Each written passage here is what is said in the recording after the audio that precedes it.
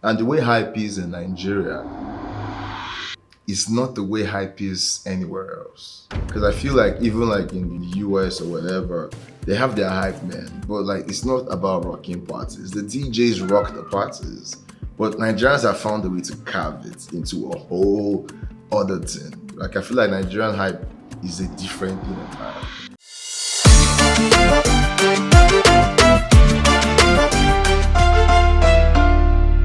If this is your first time seeing my face, then you are in luck because this is another interesting episode of the Crisp TV show. And with me here in the studio is an energy king. He is an OAP, an event host, a hype man, and also a music artist. He is the one and only King Swagz, aka Jiggy Daddy, aka the number one party animal.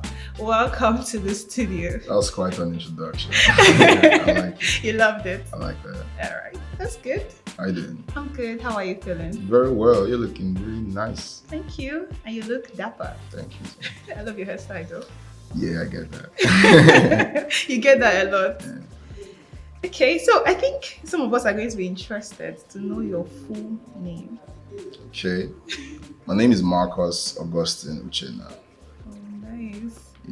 It feels good to hear your real name. Why? Yeah, because Um, most times we know the nickname of people, but we don't get to know Yeah, the real exactly their real name and who they are really. True. And that is what this show is all about, to know people for who they are and for them to share their story so that other people can be inspired and learn from their journey. Nice. Right. Nice. And having said that, when people see you in all your glory, with all your energy, they don't know how you started. They don't know the process.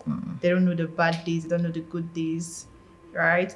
So can you take us back to how it all started? What was growing up like?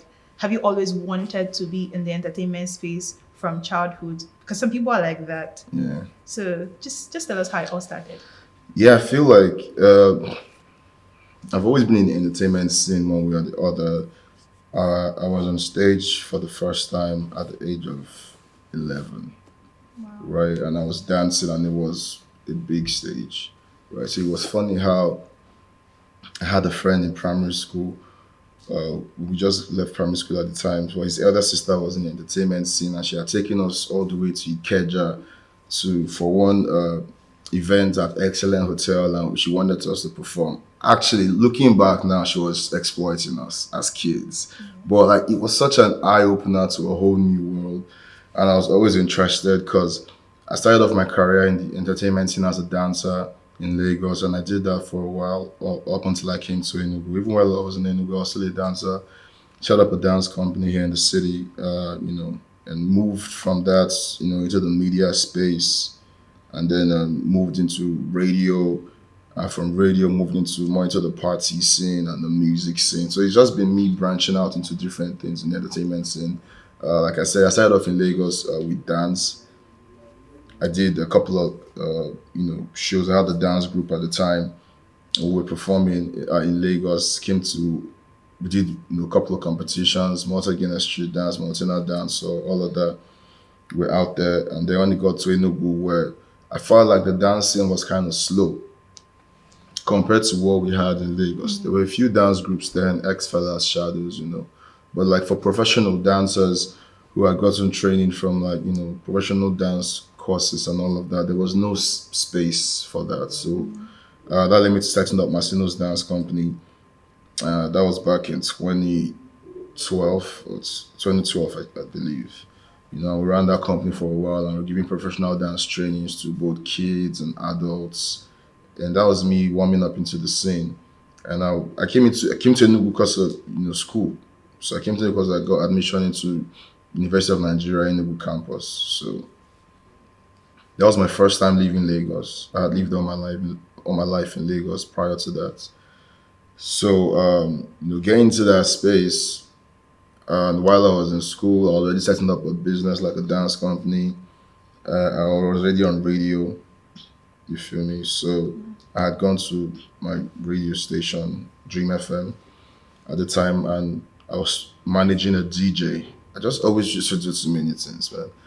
So I was managing a DJ, my boy Disco, and I'd gone to the station to try to get him a gig, as a DJ in the station. I think they already had the DJ, but they liked how I talked. So they wanted me to be a guest on the show. So from there, I moved from being a guest to being an intern, from being an intern to having my own show to, becoming programs manager for 2 stations now.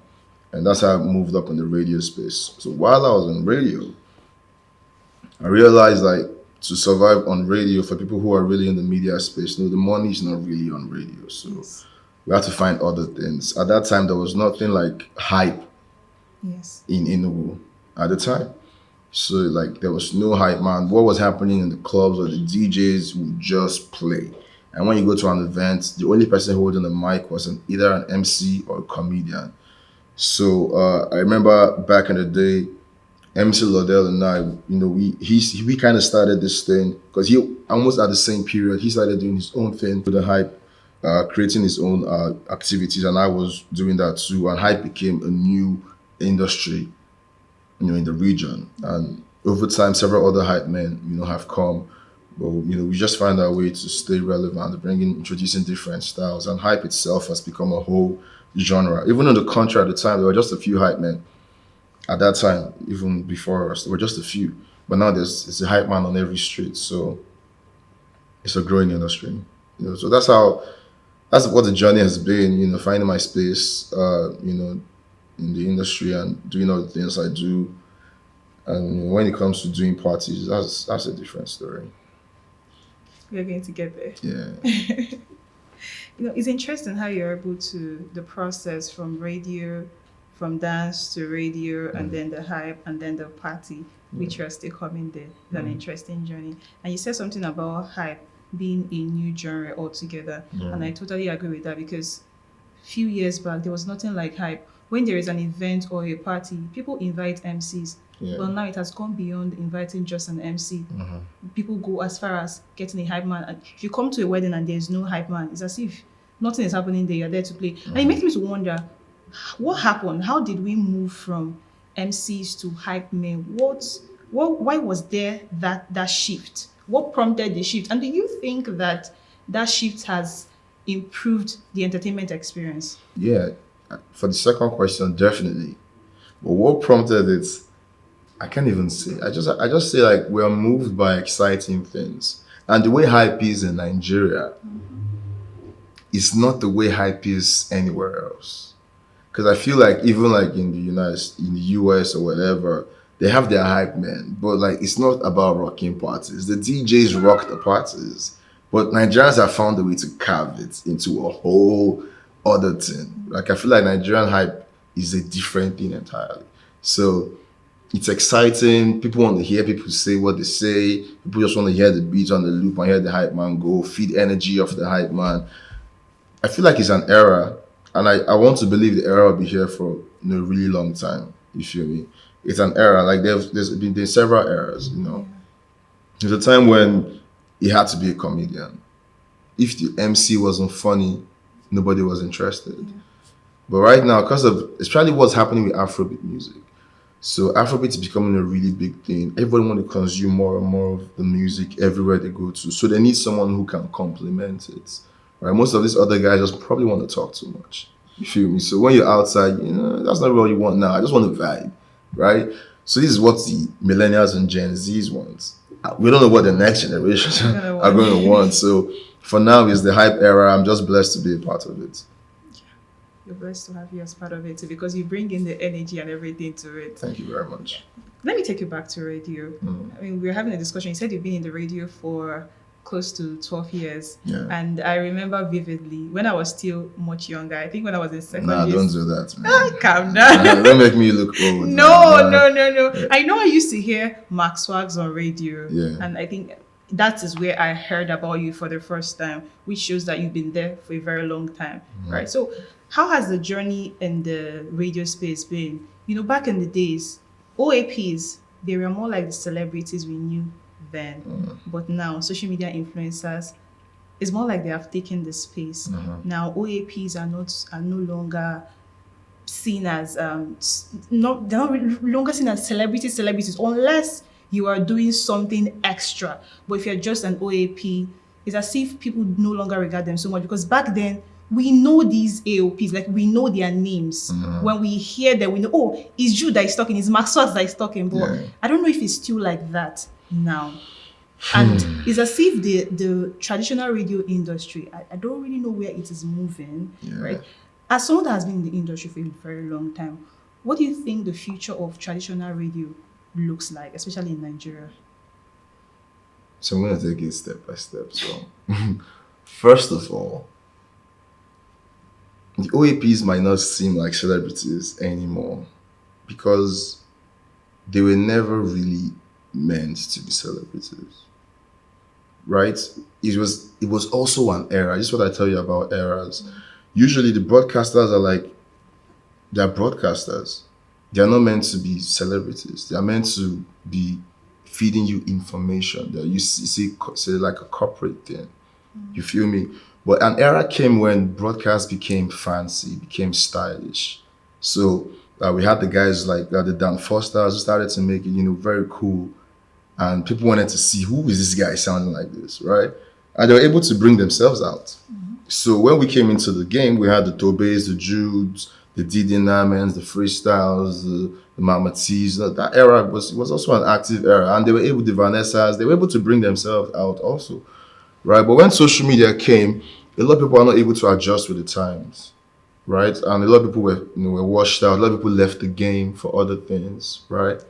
Like I said earlier, I always knew the money wasn't on radio. So if people who are able to branch into other things that would still keep you in the light would stay relevant. So people branch into other things that keep them out of the light, but they're okay with what they're doing. That's fine too, but they're no longer celebrities. And about traditional radio is going to be essential for forever, because it's a primary form of communication amongst people. It's going to be relevant, but then times are changing. Even TV is no longer as relevant as it used to be. Actually, We're in the streaming era. If I'm not streaming it, it's not. If it's not on my device, it's not cool. So radio is able to find its way to adjust into, and it doesn't necessarily have to, because there are people who just want that traditional stuff, right? Even till now, people still play vinyl. Even if it's no longer how most people consume their music, some people still want to have a vinyl in their houses, you feel me? So it's going to be relevant for a long time, and I feel like a lot of radio stations now, like mine for instance, are finding ways to convert most of their programs into podcasts. If you miss the live broadcast, you can catch it on the pod. So that's the future for radio. There's still streaming, radio being streamed on various platforms now. So there's a future for it, but I feel like Nigeria is still a little slow to adapt into that future, but because of the structure usually around the stations and the finance that's needed to run the day-to-day activities of the station, that's my stand before I sell out my people. but you believe we need to do more to, maintain the influence of radio? Yes, and I don't believe in struggling with times. I'm a man of errors. I know I've been here long enough to know things change, right? And change is constant. What are you going to do about it? As a station, are you going to adapt to the times? As an OAP, are you going to move with the times? As a listener, what are you doing about the times? You need to be smart about it, basically. Let's talk about the party animals. Yeah. What's the idea behind the name and the team? Tell us more about it. Party Animals, we're a crew, a trio right now. And we're basically, just a music group putting out, records. And it started off for me as an idea. It was an era when I was doing a lot of parties and I was always in the party scene. I said, this is like the party animal lifestyle. I'm like, that sounds nice. Okay. So I was like, something should be called the party animal. I'm like, okay, chill.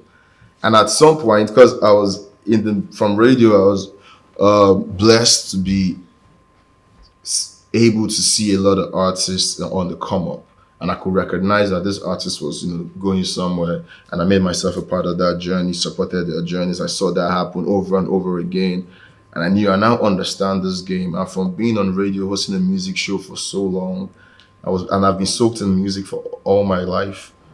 I realized I can make music. Like, I didn't know I could make music till very late, and that's sad. So when I realized I could make good music, I was like, okay, the kind of music I wanted to make wasn't kind of music I wanted to make alone. I wanted to make it with a group. So I started off as a duo with DJ Rain, and we had a run-in for a while, which was an amazing run. But he had other things to do with his life at the time, and so he moved on, and I assembled a new crew with my bros Disco and Dash, Wicked and Wise, and so we had the trio era, and we've been running, for a while, releasing records, doing refixes, performing, and it's been a great run also.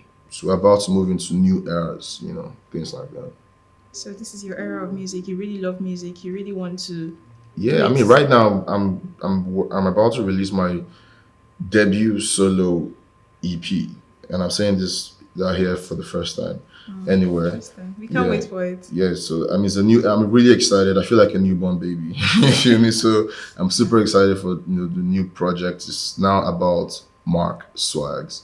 The Party Animals is still a group, still together, but for now, I'm putting out my solo project, and then we're going to come back to the Party Animal project right after.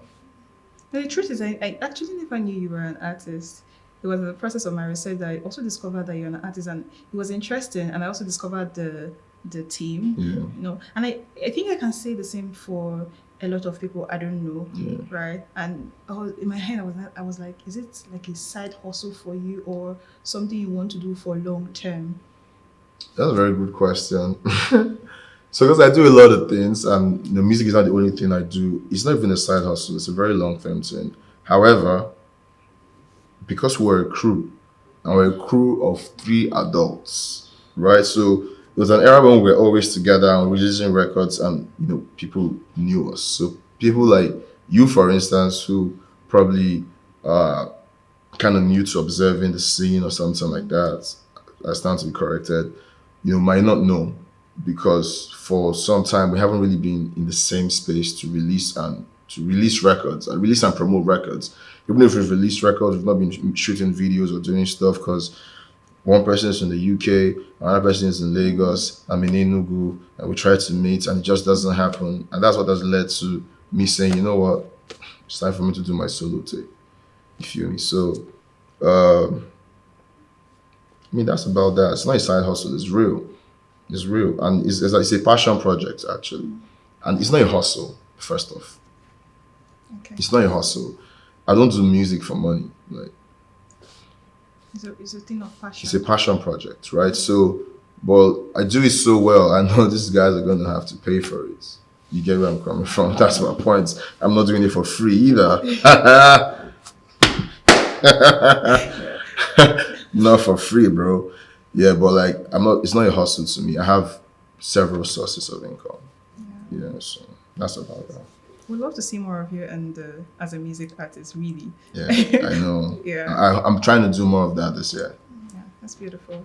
Okay. Would you say you've had your big break moment? Every successful person will tell you that there was a point in their career that there was a shift. Something happened that brought them to the spotlight, brought them to the limelight. Everybody knew about them. Would you say you've had that moment? No, I don't know. So a lot of my guys say yes, but I still say no. If a lot of my speakers the other day was saying like, you're so big and all. I'm like, I'm still on the hustle. So I think in the yard, kind of like, put the brand in a whole different light. And it's not my first party. It's not my second, third, or fourth party, right? But this one just kind of like became the household name, right? So I might define it as a big break moment for them. Me, according to my goals and my aspirations, I don't think I've had a big break moment yet. So I'm still on the come up. So you're In still my looking head. forward to it. Yes, still looking forward to it. You've mentioned your baby, but let's still come to your baby. You know your baby, right? Whoa, talking about babies now. Yeah. but you know the baby I'm talking about. Which? In the yard? Yes. Oh, yeah. I mean, you regard it as your baby, right? Yeah, it has to be. Yeah. So My how last did- one. Your last one. Oh, okay. You actually have. What's your first one? The dance or the? No, but like even in the world of parties, I've had several projects. Okay, Yeah, okay. yeah, wasn't my first party. I've had several other really successful parties. Matches. Yeah, So before in the in the yard. yard is your last and your, should I call it your best? No, Okay, it's not your it's best. not. It's the Yes. best so far. Okay.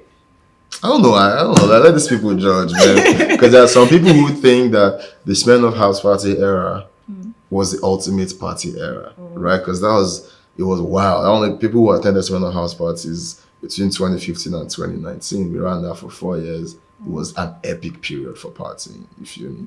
And some people attended alternative house parties and they loved that project, right? Some people attended in the yard and think.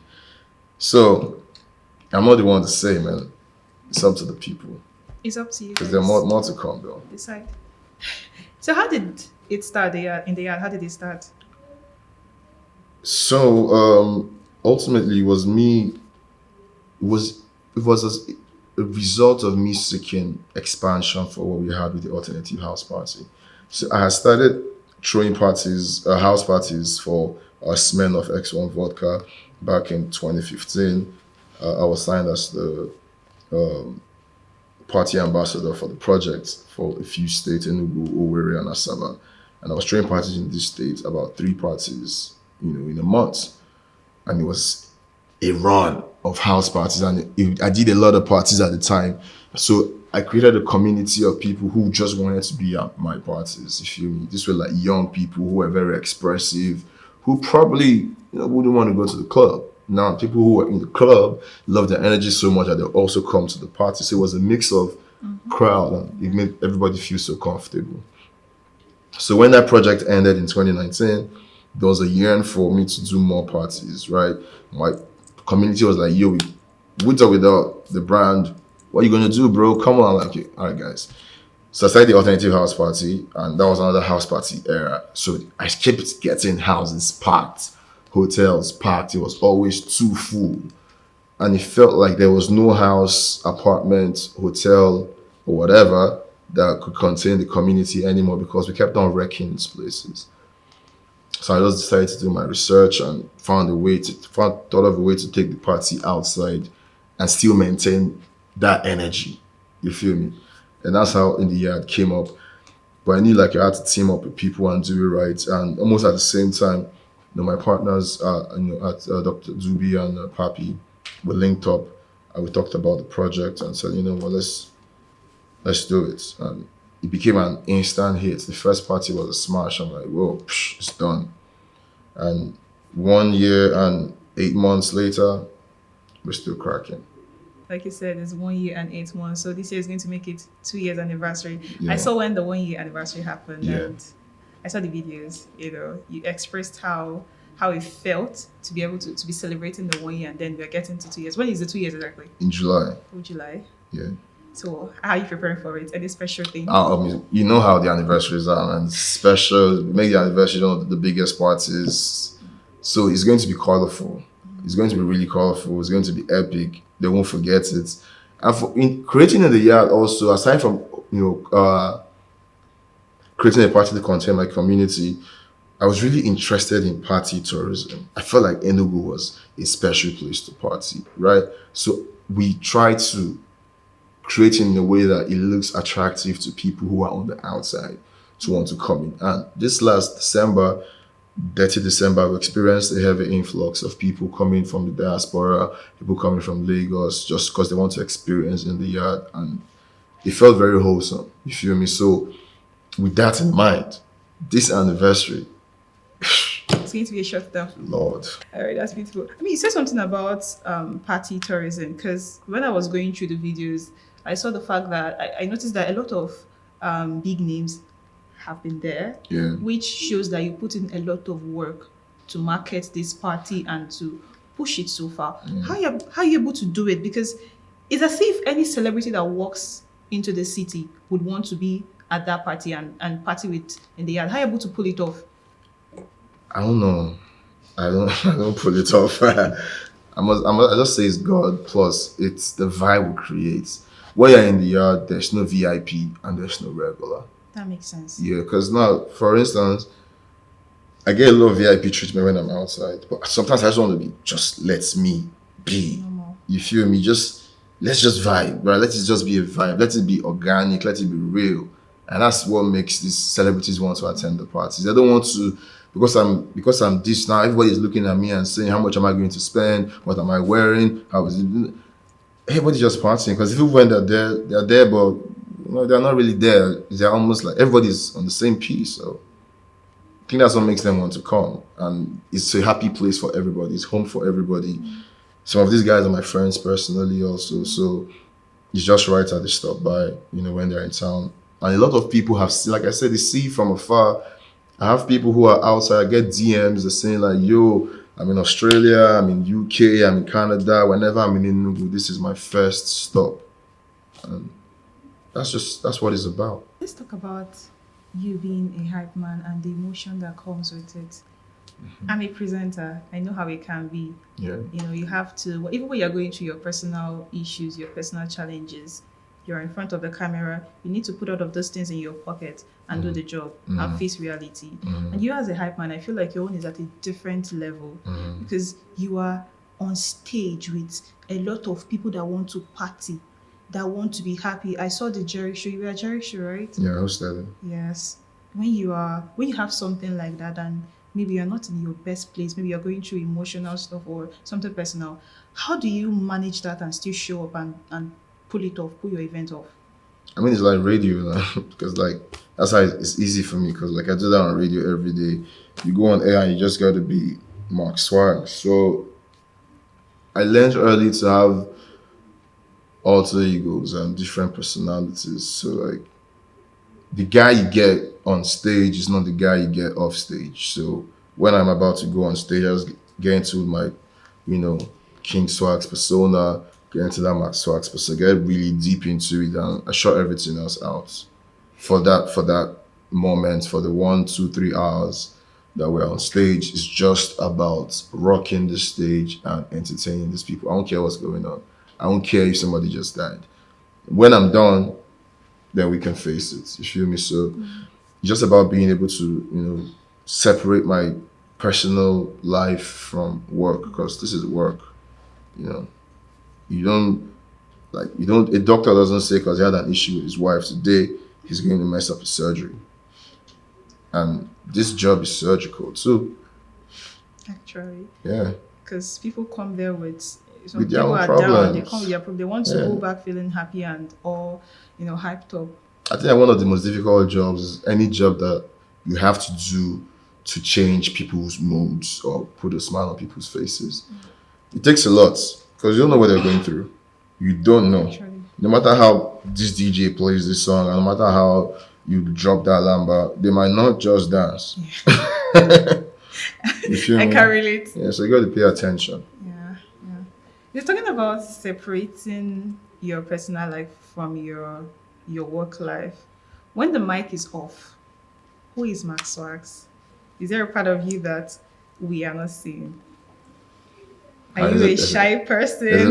Yes. Are you a quiet person? What is it like? There's a lot you don't see, to be honest. So I like to be by myself. I like to be in my house. I just like to just stay indoors and watch movies and listen to music as little as possible. So that's what people don't realize. Like, I don't like listening to music outside of work. Oh. So if I'm not working or I'm not driving, I don't like listening to music because there's just so much music everywhere, every time. I'm on radio is music, I'm shooting a shoot is music, I'm recording is music, I'm at the party is music, I'm in the club is music, I'm hosting a gig is music. So when I'm at home, the music should wait. Rest for a bit. So I'm just a chill guy, to be honest. Yeah. What's your favorite thing after music? Money. Come on. What else? I wasn't expecting. I didn't know what to say, so that just came top of mind.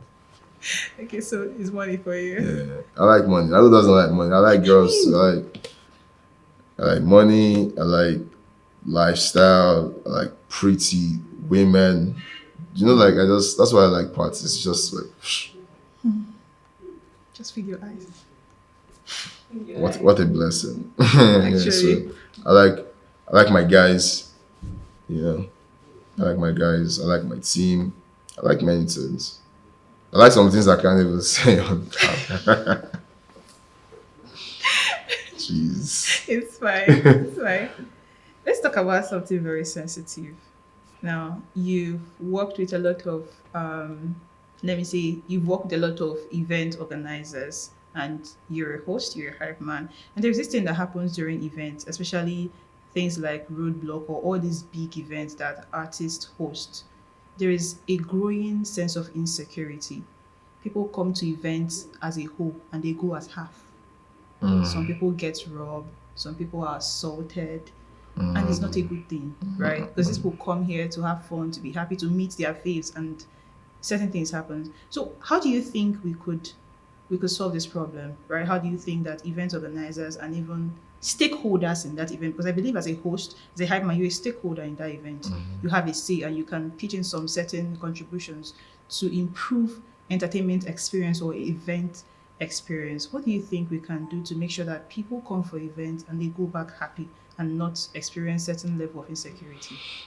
Yeah, I think I like to state that, like, first off, like, over time, like, we've been able to control or reduce the occurrence of these things. There was a time where it was almost impossible to hold like a full concert and not have these things occur. But like in the last year, we had several stadium events, several big Opera Square events and things like that, and we're able to not have a lot of these things happen. So it's getting better. First off, I feel like the event organizers are getting better in understanding crowd control and segmenting your crowds to a portion that security the bouncers can handle. The bouncers need to be a little more professional because sometimes getting physically violent with these people, getting aggressive, aggression leads to more aggression. So there needs to be more training for the security outfits. You know, it just needs to be, and even the hosts, people who are hosting. Sometimes when I'm not hosting and I'm maybe backstage waiting for my turn, and I could see the host getting it wrong in trying to maybe correct the guy in the crowd from doing something wrong, he might just aggravate other guys and get more guys involved. You feel me? So you should know when to just ignore and know when to pay attention to it. Like, it's a lot of, it's going to take time.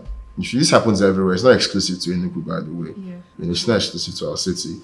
It happens everywhere. But we are slowly getting it right. And I feel like, you know, we are almost there. We're almost just a little more training for these people. For instance, I know like at the Jerick show, the last one, over 300 bouncers were deployed.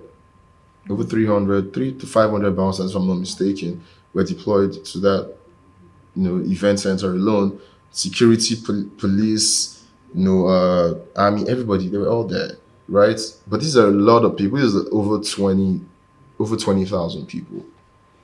It's a lot to control. And you don't have rehearsals for these things. So I'm trying to cut them some slack, right? But they also need to be responsible.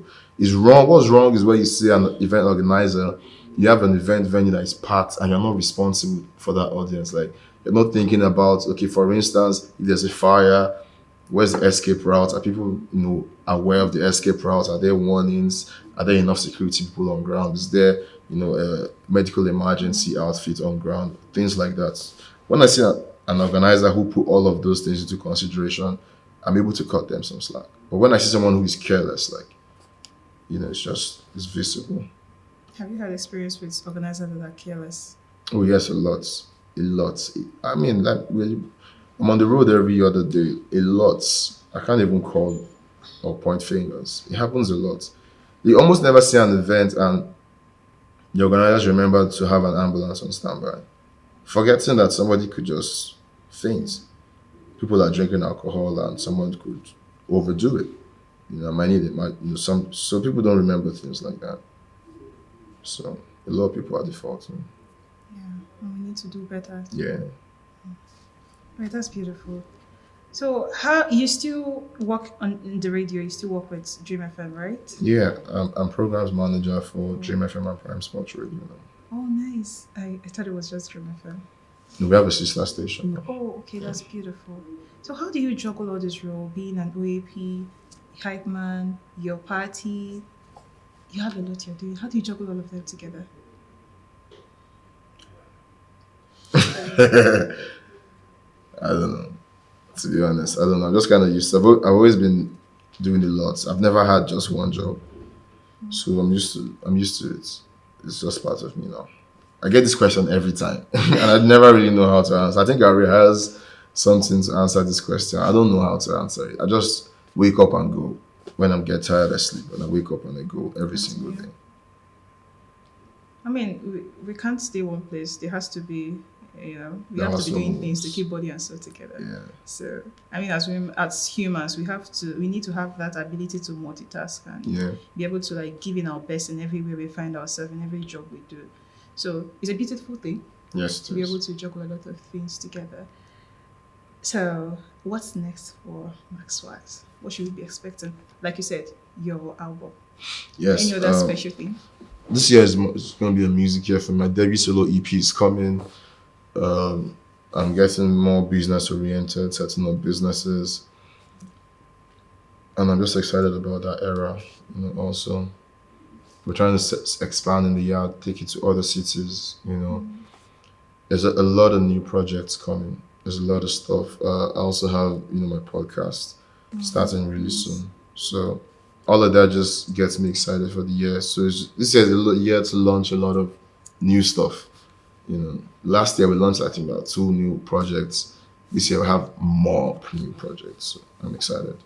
I mean, I find that podcast interesting. Yes. Because we don't really have much podcast here in Enugu. Yeah, I mean, I Interesting. started the podcast about 3 years ago, but because of some production challenges, we just stepped back. But now we're ready to come back at it. Coming back big and better. Yes. Can you give us like a little bit of what we should expect from the podcast? Is it going to be like Honest Bunch? No.